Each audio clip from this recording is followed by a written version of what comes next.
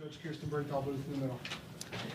Well, first I want to congratulate Kansas on their first trip to the Sweet 16. I have great respect for Coach Bouchard, and it's a senior-laden team, and I thought they played like it tonight. I thought some people stepped up and really had a match and a great game plan against us. So congrats to them on doing that. I thought it was a great match. I thought there were opportunities. There was runs on both sides. I thought we had opportunities. I thought we made some critical, errors at different times that I know that, we wish we had back. But I thought neither team gave up. I thought we had opportunities to fold in Game 4. The crowd was really getting into it. He was tasting it. And we battled back and, felt like we had opportunity to come back in Game 4. So, of course, we're disappointed, but I'm proud of the group, and hopefully this will drive us to work harder when January comes around. Questions? Yesterday, when you talked about the keys to the match, you said serving for you guys, and then obviously areas of concern with their hitters and their defense to be able to take balls. It seemed like it played out kind of exactly how you thought it would. Mm-hmm.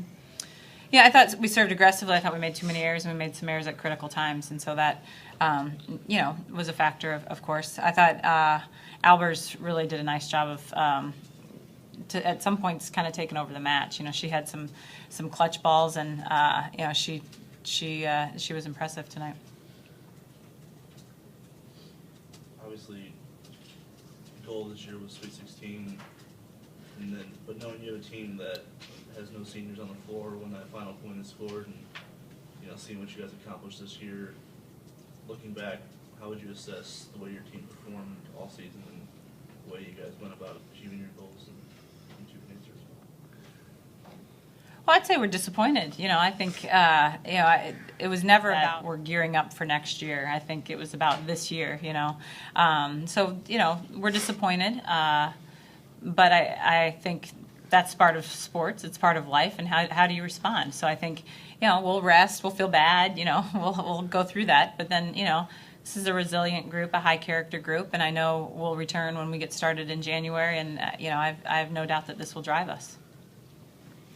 Yeah, I definitely think, although we have everybody coming back next year, I know we would have liked to make it farther, but I think that gives us a little bit of motivation, especially in the spring, knowing that everybody's coming back, and I know we're all comfortable with each other, and we can make that chemistry even better, and we can, I think it just helps us build a little bit, knowing that we can come back next year and prove something again. So, I noticed in the huddles towards the end, you guys were emphasizing fight, and it seemed like you guys showed that fight. I guess ending your season that way, knowing that you're going down swinging, it has to keep you guys confident, even though the result wasn't where it was, right? I think that's the first thing that we said when we got into the locker room, that we put it all out there. And I guess, we're sad that we lost, but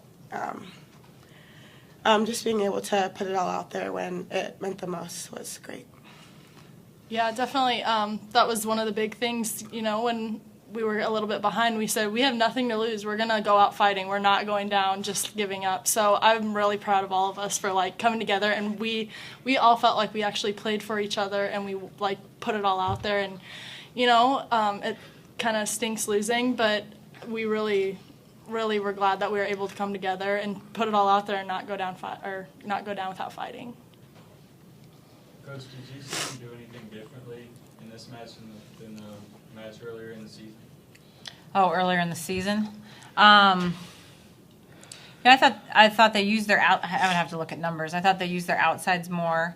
I think they knew that we were probably going to go one direction, and because just as KU releases sometimes blockers, we do also. So I felt like they were trying to. I think they'd watched us release one way, so they tried to go another way. So I guess I would say that they used their outsides a little bit more than we anticipated. At one point, I can't remember if it was in the third or fourth set, but Lauren was kind of having a tough stretch, and Amanda took her aside and kind of gave her some instruction. She came out and had 7 kills, no errors after that point. I guess what did you think was bothering her, and then what did Amanda say to kind of get her back into the game? I think Amanda just challenged her.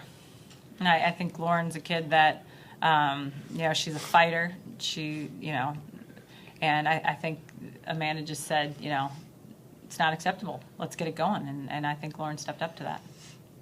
Knowing you have her back as a sophomore with chest play tonight, obviously this team can still improve, and you thought you guys were peaking towards the end of the year. How good do you think this group can be capable of knowing their talent? You know, to some degree, you know, I haven't spent a lot of time focusing on next year. I know we have everybody back, but you know, I think they need time to decompress and be ready to go. I think, you know, the sky's the limit. I think we have some kids coming in, and I think we've got a great group, and I think we've got a high character group. You know, and I think it's a testament to the, you know, same way we were last year, a testament to the growth of the program that we're devastated that we're not continuing on. And, you know, that's what we want to be. We want to be a regular in the NCAA tournament. We want to be eventually a regular in the Sweet 16. So, you know,